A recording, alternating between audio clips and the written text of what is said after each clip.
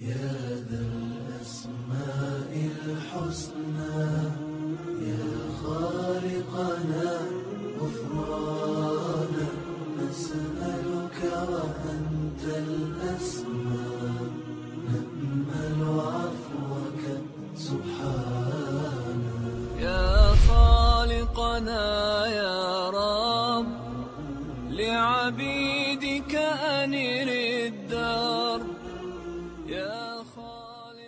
Bonjour. Ce que vous allez voir dans ce documentaire, vous ne l'avez peut-être jamais vu auparavant. Vous vous direz sûrement, comment ça se fait que je ne connaissais pas cela? Pourquoi est-ce que ce type de documentaire n'est jamais passé à la télé? Mais le moment est arrivé pour vous de juger par vous-même, de juger de la véracité du message de l'islam. Et si cet islam est véritablement fondé ou non, si c'est une invention humaine ou bien le message d'un créateur. Voici maintenant une séquence vidéo expliquant clairement et simplement des faits scientifiques énoncés dans le Coran. Jugez maintenant par vous-même si une personne aurait pu connaître tout cela il y a plus de 1400 ans. بكت عيني بكت عيني بكت عيني على ذنبي. La théorie du Big Bang, qui a été acceptée à l'unanimité par le monde scientifique au XXe siècle, prouve que l'univers est apparu dans une gigantesque explosion. Un verset du Coran a révélé ce fait il y a 1400 ans.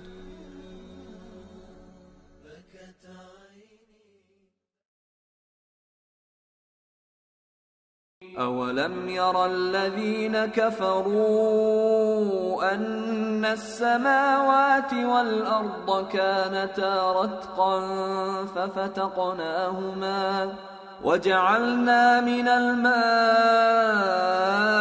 كل شيء حي أفلا يؤمنون. Ceux qui ont mécru, n'ont-ils pas vu que les cieux et la terre formaient une masse compacte? Ensuite, nous les avons séparés et fait de l'eau toute chose vivante. Ne croiront-ils donc pas?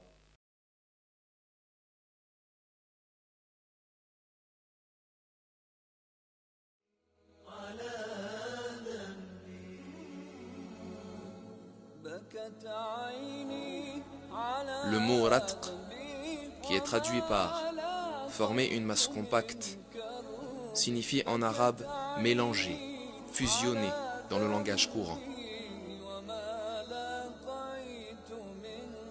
Et le verbe séparer dans la phrase nous les avons séparés correspond au verbe arabe fataqa, qui implique le désassemblage ou la destruction de la structure des éléments unis les uns aux autres. Un fait scientifique très important est décrit ici, la séparation des cieux et de la terre. Curieusement, aux premiers instants du Big Bang, la matière tout entière de l'univers était concentrée en un seul point. Les cieux et la terre qui n'étaient pas encore créés se trouvaient dans cet unique point, puis ce point explosa violemment, en forçant la matière à se désunir, tout comme cela est décrit dans le verset.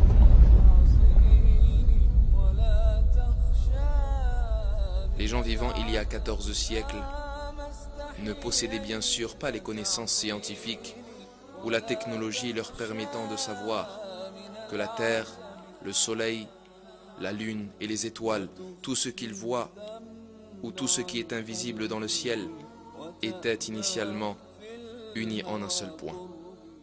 إلهي سيدي ربي أغثني أغثني وخذ بيدي ومن بعدي. Un verset dans le Coran attire l'attention sur une caractéristique très importante des montagnes, la fonction de prévention des chocs dans la terre. وجعلنا في الأرض رواسي أن تميد بهم وجعلنا فيها فجاجا سبلا لعلهم يهتدون. Et nous avons placé des montagnes fermes dans la terre, afin qu'elles ne s'ébranlent pas en les entraînant.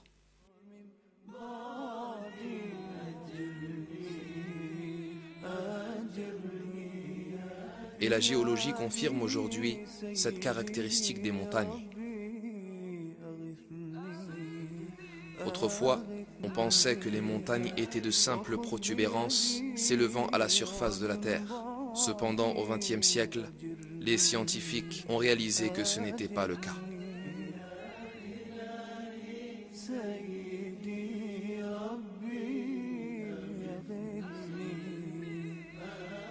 Les parties communes, comme étant les racines des montagnes, s'étendent aussi profondément que 10 à 15 fois leur propre hauteur. Par exemple, le mont Everest, dont le sommet culmine à environ 9 km au-dessus de la surface de la Terre, possède une racine profonde de plus de 125 km.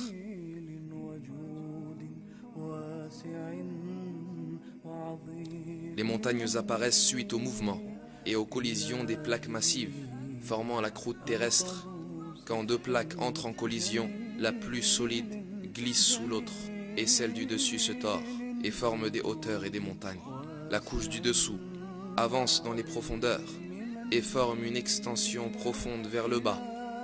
Ces extensions sont les racines des montagnes. Grâce à leurs racines, les montagnes fixent les croûtes terrestres. Par conséquent, elles empêchent tout glissement sur la couche de magma, parmi les couches elles-mêmes, et elles empêchent également de grandes secousses terrestres.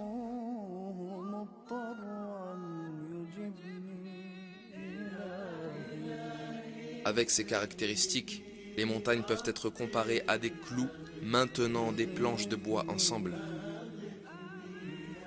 Dieu nous dit dans le Coran: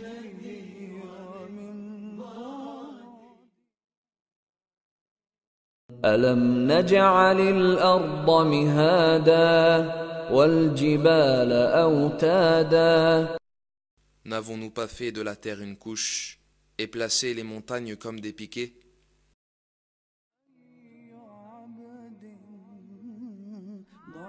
Le fait que cette fonction fut révélée dans le Coran à une époque où personne ne le savait est un autre des grands miracles du livre.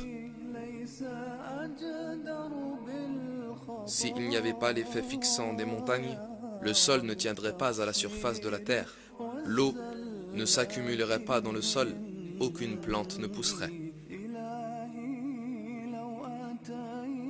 En bref, la vie sur terre serait impossible. Grâce à la miséricorde de Dieu, cependant, la terre est capable d'entretenir la vie.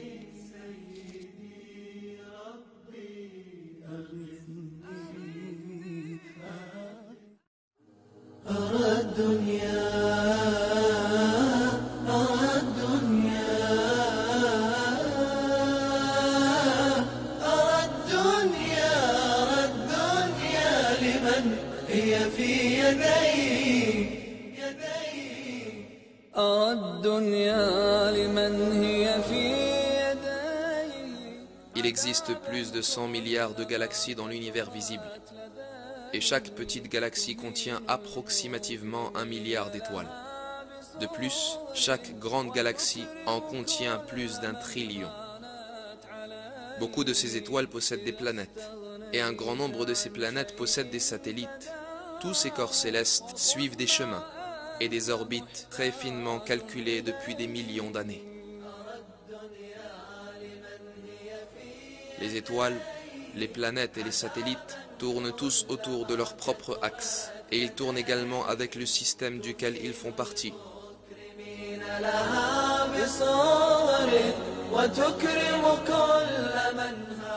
L'univers fonctionne suivant un ordre, tout comme les rouages d'une machine.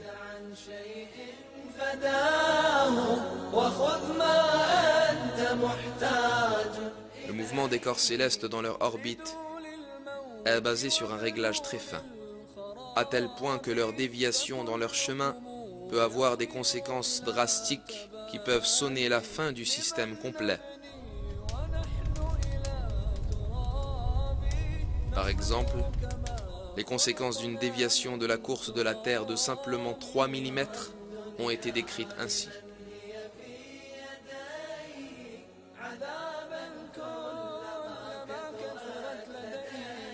En effectuant sa rotation autour du Soleil, la Terre suit une orbite bien précise, de manière à ce que tous les 30 km environ, elle ne dévie que de 2,8 mm. L'orbite que suit la Terre ne change jamais, car même une déviation de 3 mm seulement provoquerait des désastres. Si la déviation était de 2,5 mm au lieu de 2,8 mm, alors son orbite serait plus élevée et nous serions tous gelés. Si la déviation était de 3,1 mm, on brûlerait.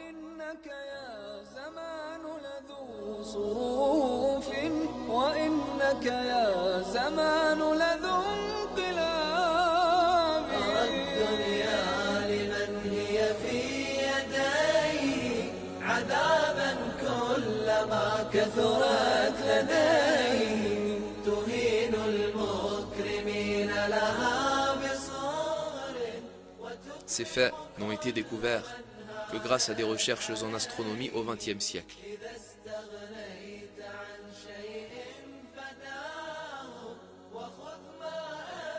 Pourtant, il a été révélé 14 siècles auparavant dans le Coran que les corps célestes tournent dans des orbites très précisément réglées.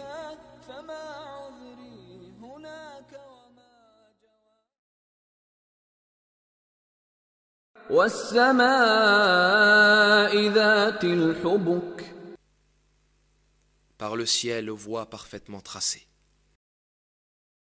Et dans un autre verset, nous apprenons ce qui suit. وهو الذي خلق الليل والنهار والشمس والقمر كل في فلك يسبحون. Et c'est lui qui a créé la nuit et le jour, le soleil et la lune, chacun voguant dans une orbite.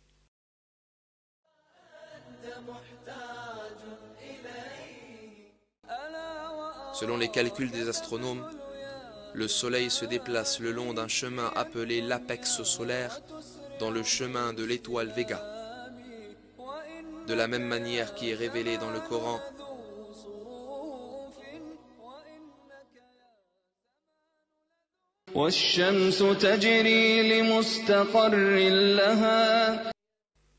et le soleil court vers un gîte qui lui est assigné.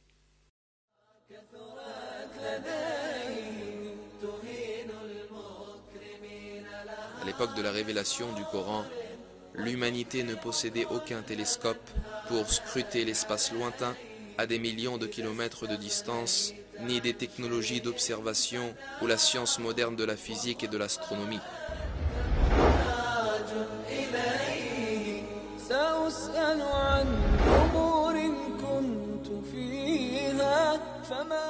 Par conséquent, il était impossible, à cette époque, de déterminer scientifiquement que l'espace était équipé de voies parfaitement tracées. Cependant, ce fait a été énoncé clairement dans le Coran, lequel est descendu à cette époque-là, car le Coran est la parole de Dieu.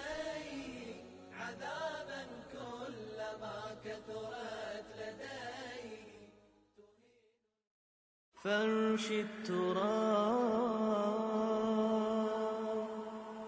يضمني وهو غطائي. Dans le Coran, Dieu attire notre attention à un attribut très important du ciel.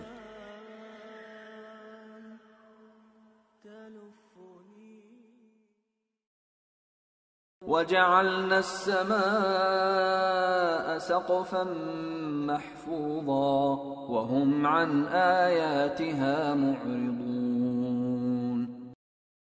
Nous avons fait du ciel une voûte protégée, et pourtant ils se détournent de nos signes.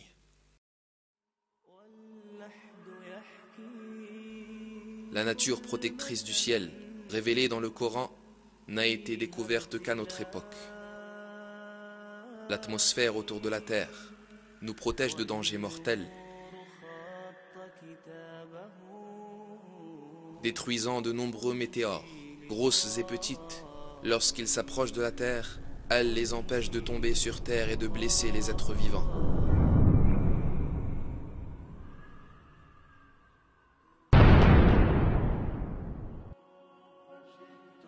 Elles filtrent les rayons lumineux venant de l'espace qui sont nuisibles aux êtres vivants. Elles protègent également la Terre du froid glacial de l'espace, dont la température est d'environ moins 270 degrés. En plus de l'atmosphère, il existe une autre couche formée par le champ magnétique de la Terre, qui sert de bouclier contre les radiations nuisibles qui menacent notre planète, les ceintures de Van Allen. Grâce aux ceintures de Van Allen, les énormes émissions d'énergie, appelées éruptions solaires, qui surviennent fréquemment à la surface du Soleil, ne détruisent pas la vie sur Terre. En bref, un système parfait est à l'œuvre bien au-dessus de la Terre. Il entoure tout le monde et le protège contre les menaces extérieures. Il est frappant de voir que cela a été révélé il y a 1400 ans dans le Coran. Un autre verset traitant de la même information indique: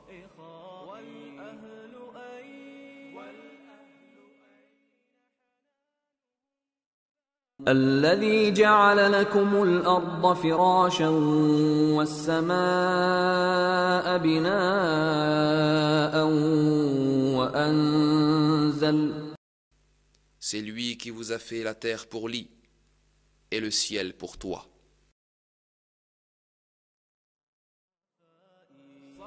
Ici le ciel est décrit par le terme arabe as-sama'u bina, en même temps que le sens de doum ou toit. Ce mot possède également une autre signification. Il décrit aussi un type d'abri ressemblant à une tente utilisée par les bédouins arabes. Décrivant le ciel comme une structure en forme de tente, le Coran souligne que c'est une forme de protection contre les éléments extérieurs. C'est la protection que l'atmosphère offre contre les météores et les rayons cosmiques. Tous ces faits montrent que cette information qui a été obtenue par l'humanité à la suite de longues recherches scientifiques a été communiquée dans le Coran il y a 1400 ans, quand il n'y avait aucun engin spatial ou télescope géant.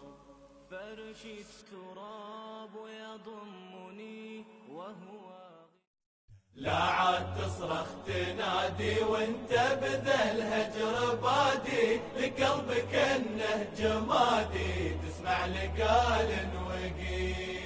لا عاد تصرخ تنادي وانت بذا الهجر بادي لقلبك انه جمادي تسمع لقال وقيل. Le Coran met un accent particulier sur un élément,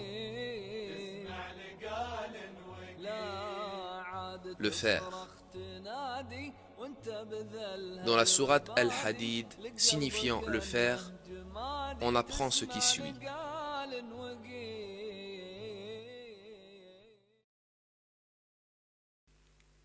وأنزلنا الحديد فيه بأس شديد ومنافع للناس. Et nous avons fait descendre le fer, dans lequel il y a une force redoutable, aussi bien que des utilités pour les gens.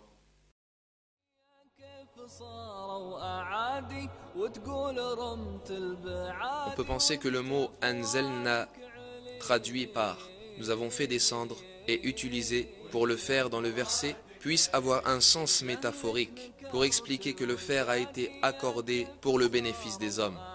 Mais quand on prend en considération la signification littérale du mot, on réalise que ce verset implique un miracle scientifique très significatif. Cette signification est faire descendre physiquement du ciel, comme dans le cas de la pluie et des rayons du soleil. Les découvertes astronomiques modernes ont révélé que le fer que l'on trouve dans notre monde est venu d'étoiles géantes dans l'espace. Le fer sur Terre, mais aussi le fer dans le système solaire en entier viennent de l'espace, puisque la température du Soleil est inadéquate pour la formation du fer. Le fer ne peut être produit que dans des étoiles plus grosses que le Soleil, où la température atteint quelques centaines de millions de degrés.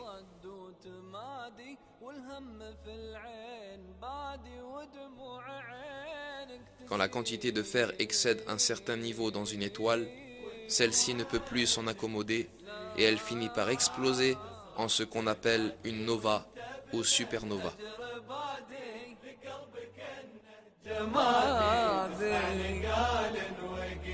في ليل مظلم وهادي والدك يرفع الايادي يدعي لرب العباد يهدي ولده السبيل يهدي ولده السبيل ليل مظلم وهادي Ces explosions permettent la dispersion du fer dans l'espace. Tout le fer présent sur Terre provient de l'espace lointain grâce à ce mécanisme.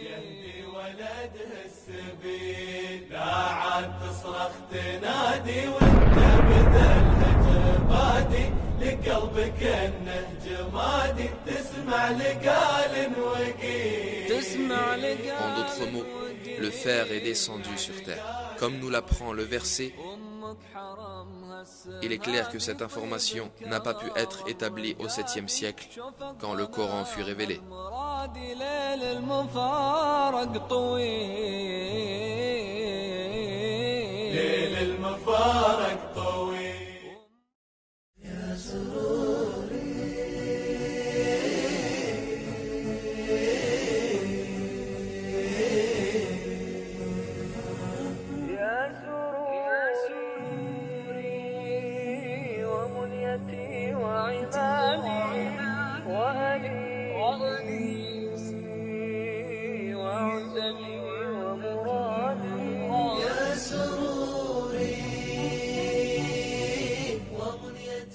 En utilisant la technologie d'aujourd'hui, nous pouvons obtenir des informations sur la structure géographique générale d'une mer, sur les caractéristiques des créatures qui y vivent, sur son niveau de salinité, sur la quantité d'eau qu'elle contient, sur sa surface et sa profondeur.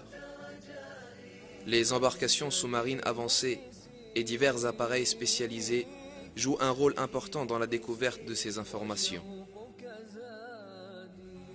En l'absence de ces embarcations, il est impossible pour un être humain de descendre à plus de 70 mètres sous la mer. Par conséquent, les scientifiques n'ont pu obtenir des informations détaillées sur les mers que très récemment. Un verset du Coran concernant les mers indique: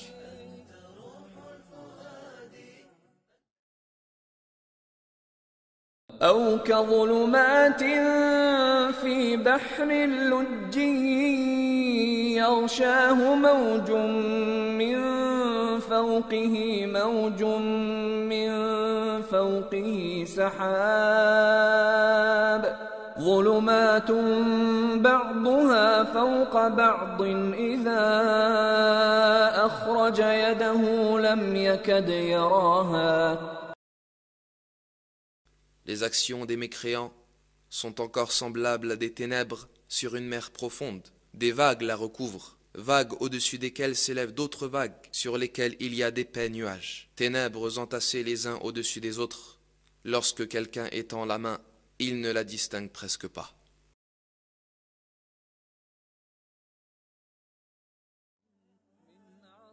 Une information sur laquelle notre attention est portée dans ce verset est le fait qu'en plus des vagues de surface, il existe un second type de vagues sous la mer. Il n'y a que récemment que les scientifiques ont découvert l'existence de ces vagues internes parmi les couches de l'eau de mer en profondeur à des densités différentes. Les vagues internes sont invisibles pour l'œil humain, bien qu'elles puissent être identifiées en étudiant les variations de température et de salinité à des profondeurs particulières. il est impossible à un être humain, en l'absence de moyens technologiques, de l'équipement contemporain, d'avoir la moindre connaissance de ces mouvements de vagues sous la mer. Pourtant, dans le Coran, révélé il y a 1400 ans, Dieu Tout-Puissant parle de ces vagues internes dans les profondeurs des mers.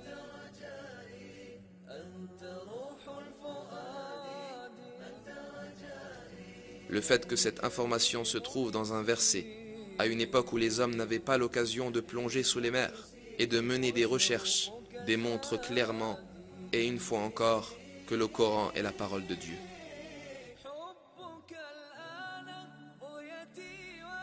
En prenant en compte la séquence indiquée dans le verset, on fait d'abord référence à l'obscurité des mers, puis à leurs vagues internes, puis à leurs vagues en surface, et enfin aux nuages au-dessus d'eux. Le point nécessitant une attention spéciale est qu'il y a de l'obscurité en dessous de tout ceci.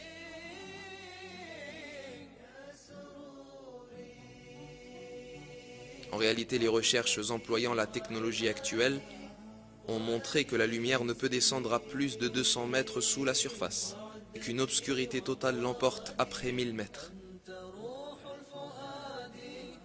Mais en l'absence d'appareils sous-marins avancés, il est impossible qu'un être humain descende à de telles profondeurs. Il mène des observations et découvre que l'eau devient sombre. Et il y a toujours de la lumière à 70 mètres, la profondeur maximale à laquelle une personne peut descendre sans équipement ni appareil technologique. Il n'y a pas d'obscurité à cette profondeur.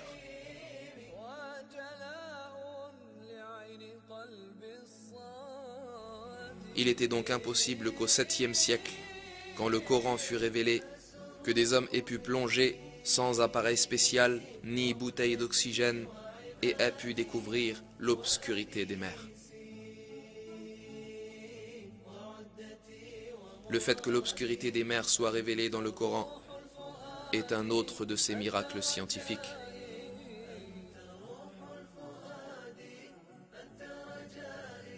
يا ليلة القدر يا فضل بارنا خير من الدهر بالعفو تاتينا يا ليلة. Des recherches menées grâce à la technologie avancée de notre époque, ainsi que des observations et des calculs, ont jeté la lumière sur plusieurs secrets concernant l'univers.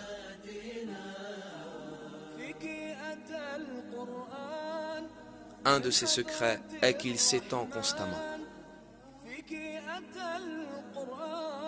Cette idée d'expansion fut proposée pour la première fois au début du XXe siècle. Le physicien russe Alexander Friedman et le cosmologiste belge Georges Lemaître calculèrent théoriquement que l'univers est en mouvement permanent et qu'il s'étend.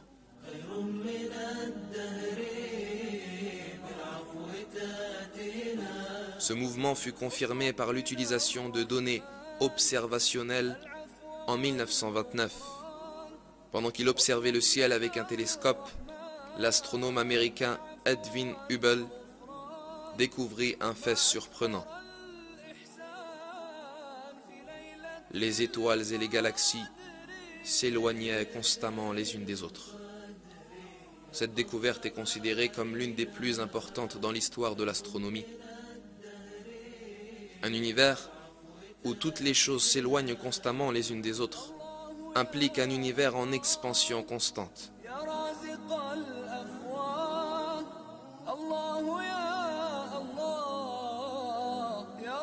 Les corps dans l'univers sont comme des points à la surface d'un ballon que l'on gonfle.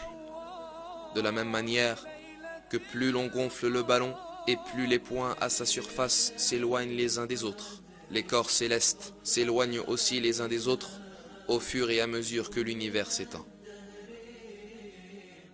Il n'y avait aucune technologie et aucune science de l'astronomie il y a 14 siècles quand le Coran fut révélé. Personne ne connaissait ces faits. Pourtant, des versets énoncent clairement que l'univers est en expansion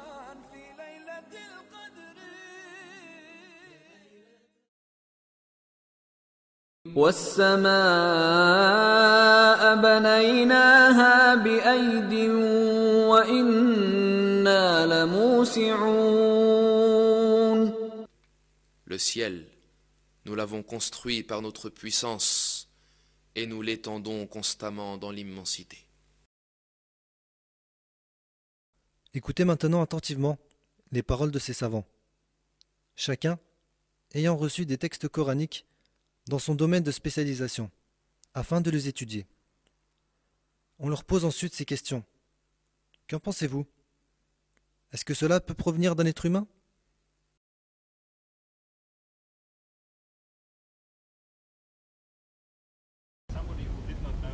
Une personne qui ignore totalement la physique nucléaire il y a 1400 ans n'était pas, à mon avis, en mesure de découvrir par sa raison, par exemple, que la Terre et les cieux avaient les mêmes origines, ou d'autres nombreux problèmes que nous avons débattus ici.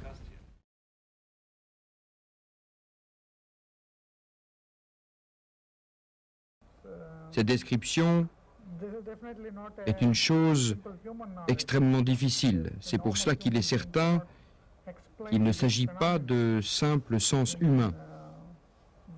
L'homme ordinaire ne pouvait expliquer ce phénomène avec une telle précision. Je pencherai plutôt vers l'idée d'une force surnaturelle, surhumaine. Ces informations sont issues d'une source supranaturelle.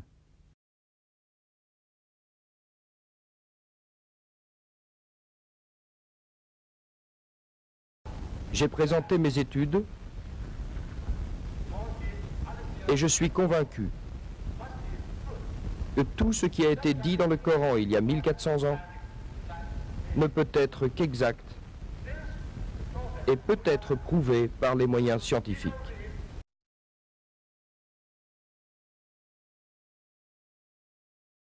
Ce que le Coran a énoncé voilà de très nombreuses années est réellement ce que le scientifique découvre aujourd'hui.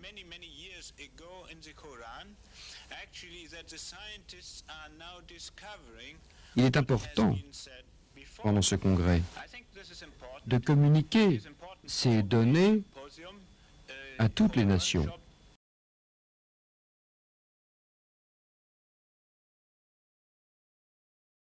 L'homme dont nous parlons il y a 1400 ans, illettré qu'il était, faisait des déclarations d'une précision et d'une profondeur incroyables de nature scientifique. Personnellement, je ne peux croire qu'il s'agit d'une simple coïncidence. Il y a beaucoup trop de précision, comme dit le professeur Moore, et je n'éprouve aucune difficulté, en accord avec ma raison, pour affirmer qu'on est devant une inspiration divine.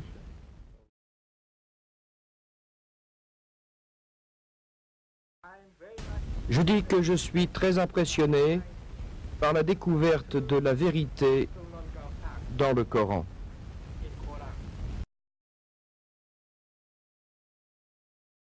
Si tu réunis toutes ces choses et que tu les rassembles, toutes ces questions explicitées dans le Coran et relatives à la Terre, à sa formation et à la science de façon générale, tu peux, en ce qui concerne l'essentiel, affirmer que ce qui est exposé dans le Coran est exact, et cela de plusieurs manières. Aujourd'hui, les moyens scientifiques nous permettent de le confirmer. On peut, jusqu'à une certaine mesure, dire que le Coran est le livre de la science simplifiée. S'adressant à l'homme simple, un grand nombre de questions qu'il énonce ne pouvait pas obtenir de preuves à son époque, avec les moyens disponibles. Aujourd'hui, nous sommes en mesure de vérifier les paroles de Mohammed qui ont été prononcées il y a 1400 ans.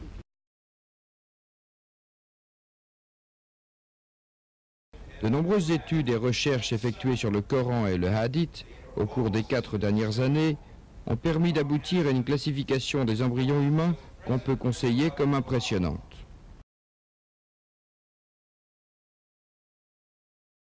S'agissant de la réflexion à propos de telles questions et des recherches quant à la source où Mohammed a puisé, il est de toute manière un bédouin. J'estime qu'il est pratiquement impossible d'envisager que Mohammed ait une connaissance sur les origines de la formation. Les savants n'ont accédé à ces découvertes qu'au cours des dernières années et avec des moyens extrêmement compliqués, technologiquement très avancés.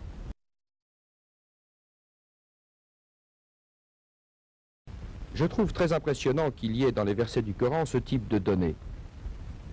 Je n'ai aucune méthode qui me permette de connaître les origines. Mais je sais qu'il est réellement très impressionnant de rencontrer de telles informations et que le travail se poursuit pour découvrir la signification de certains paragraphes. Donc, vous niez qu'il puisse y avoir une origine humaine. Quelle serait donc, selon vous, la source ou l'origine de telles informations? Je crois que cela ne peut être qu'ainsi que venant de Dieu.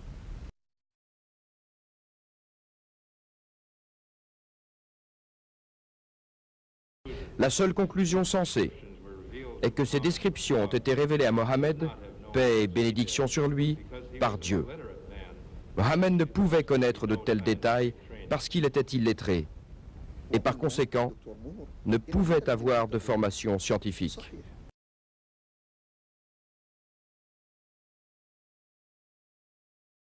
Il est évident que ce hadith ne peut être fondé sur les connaissances utilisées à l'époque.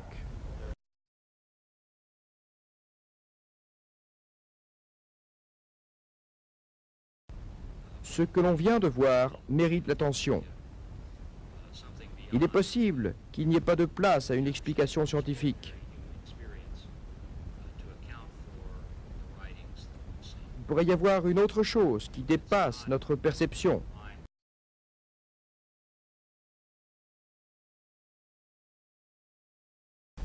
Le Coran est venu plusieurs siècles avant cela pour appuyer ce qu'on avait dit et qu'il s'agissait bien de la parole de Dieu.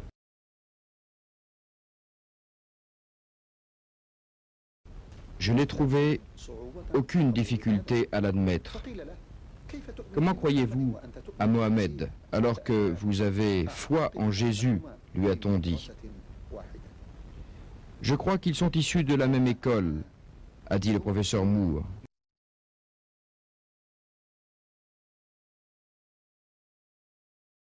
Therefore, I think this is the time to say, La ilaha illallah.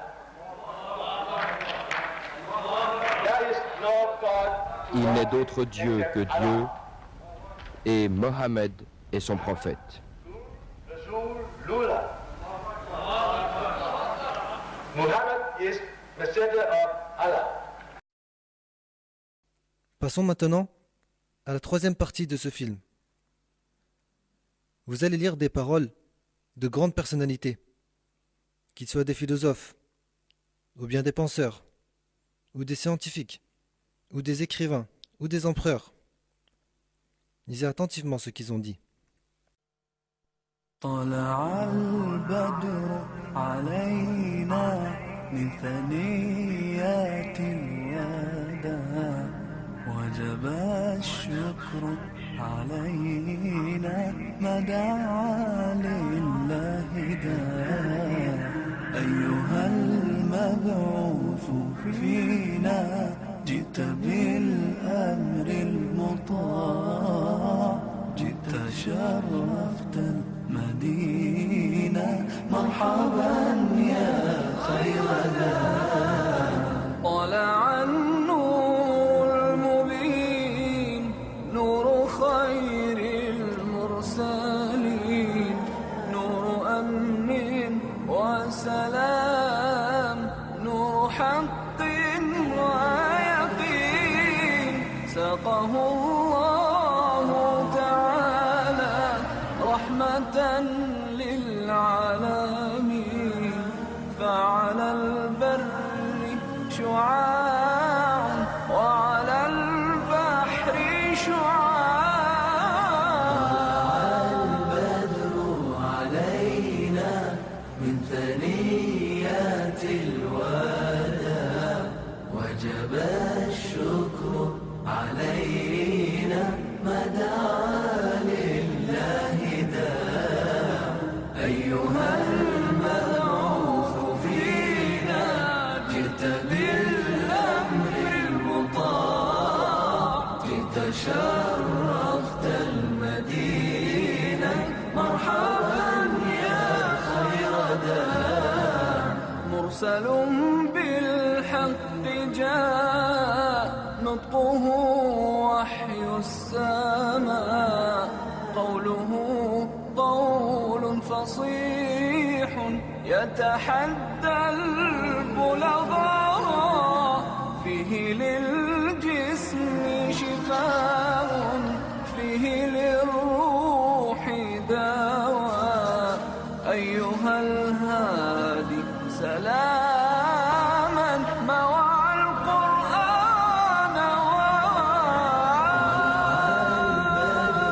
علينا من ثنيات الوداع وجب الشكر علينا ما دعا لله داع أيها المبعوث فينا جئت بالأمر المطاع جئت شرفت المدينة مرحبا يا خير داع جاءنا الهادي البشير مطلق العاني الأسير مرشد الساعي إذا ما أبطأ الساعي المسير دينه حق صراح دينه ملك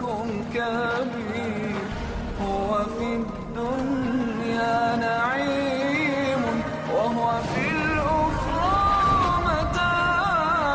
متاع البدر علينا من ثنيات الوداع وجب الشكر علينا ما دعا لله داع أيها المبعوث فينا جئت بالأمر المطاع جئت شرفت المدينة مرحبا يا خير داع هات هدي الله هات يا نبي المعجزات ليس للات مكان ليس للعزى ثبات وحد الله ووحد شملنا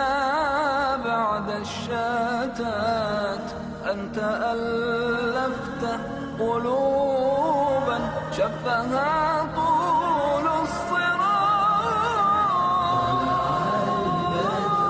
علينا من ثنيات الوداع وجب الشكر علينا ما دعا لله داع أيها المبعوث فينا جئت بالأمر المطاع جئت شرفت المدينة مرحبا يا خير داع طلع البدر علينا من ثنيات الوداع وجب الشكر علينا ما دعا لله داع أيها المبعوث فينا جئت بالأمر المطاع جئت شرفت المدينة مرحبا يا خير داع طلع البدر علينا من ثنيات الوداع وجب الشكر علينا ما دعا لله داع أيها المبعوث فينا جئت بالأمر المطاع جئت شرفت المدينة مرحبا يا خير داع